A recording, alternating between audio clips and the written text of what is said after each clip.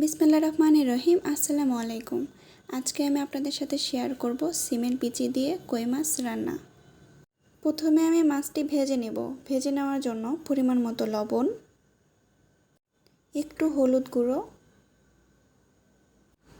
একটু মরিচ গুঁড়ো দিয়ে ভালো করে মাখিয়ে নেব। এরপর এখানে একটা কড়াইয়ে তেল দিয়ে দিব। তেলটা গরম হয়ে গেছে, এবার মাছটা আমরা ভেজে নেব উল্টে পাল্টে। এই তো আমি মাছটা ভেজে নিয়েছি কড়া করে। এবার আমি মাছ ভাজার তেলেই পেঁয়াজ কুচি দিব। মাছ ভাজার তেলে তরকারিটা রান্না করলে অনেক মজা হয়। পেঁয়াজটা এবার নেড়ে চেড়ে ব্রাউন কালার করে নেব। এই তো আমার ব্রাউন কালার হয়ে গেছে। আমি এখন এখানে দিয়ে দেব একটু পানি। তারপর এখানে দিয়ে দেব পরিমাণ মতো লবণ, একটু হলুদ গুঁড়ো, একটু ধনিয়া গুঁড়ো, পরিমাণ মতো মরিচ গুঁড়ো, আদা রসুন জিরা বাটা একসঙ্গে করা ছিল। এবার এই মশলাগুলো ভালো করে কষিয়ে নিব। এই তো আমার মশলা কষানো হয়ে গেছে। আমি এখন এখানে দিয়ে দিব সিমের বিচি আর আলু। আপনারা যদি আলু না খাইতে চান তাহলে আপনারা আলুটা স্কিপ করবেন। শুধু সিমের বিচিটা দিয়েও এইভাবে রান্না করা এটা যাবে। তবে সিমের বিচির সঙ্গে আলুটা দিলে স্বাদ বেড়ে যায়।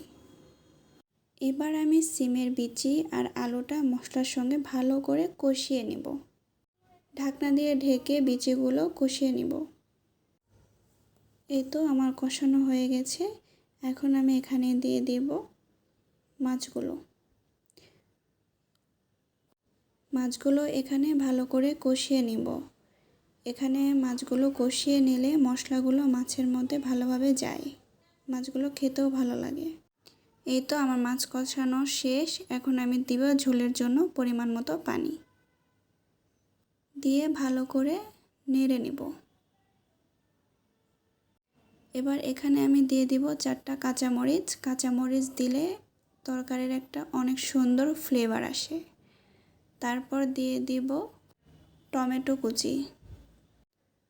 তারপর আমি ঢাকনা দিয়ে ঢেকে দেব। এই তো আমার তরকারিটা রেডি।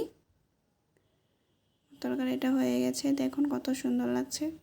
এখন আমি এখানে দিয়ে দেব ভাজা জিরের গুঁড়ো। ভাজা জিরের গুঁড়ো দিলে তরকারির আলাদা রকম একটা ফ্লেভার আসে। এখন আমার তরকারিটা হয়ে গেছে। এই তো আমার তরকারিটা রেডি। দেখুন কত লোভনীয় লাগছে। এটা শুধু দেখতেই সুন্দর না, এটা খেতেও অনেক মজা।